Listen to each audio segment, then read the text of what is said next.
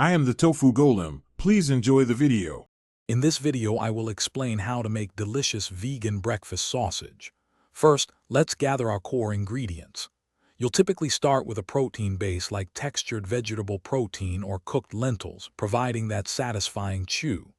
Then we'll add a blend of savory spices, perhaps 1 teaspoon of sage, half a teaspoon of fennel, and a 1/4 teaspoon of black pepper to create that classic breakfast sausage flavor. Finally, a binder like Vital Wheat gluten or flaxseed meal ensures everything holds together perfectly. Now let's get hands-on with the preparation.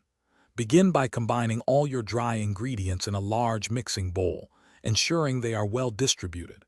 Next, slowly incorporate your wet ingredients, such as vegetable broth and a touch of maple syrup, mixing until a cohesive dough forms. This mixture should be firm enough to handle. Then, take about 2 tablespoons of the mixture and gently shape it into small, uniform patties or links, ready for cooking. You can chill them for 30 minutes for easier handling. Once your vegan sausages are formed, it's time to cook them to perfection.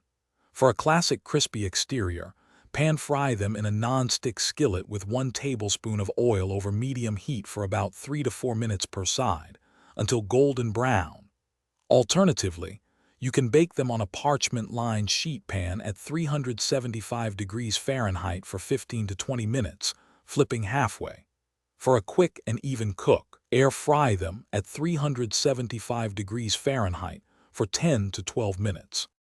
Finally, let's talk about customizing your vegan breakfast sausages and proper storage. Feel free to experiment with additional flavors.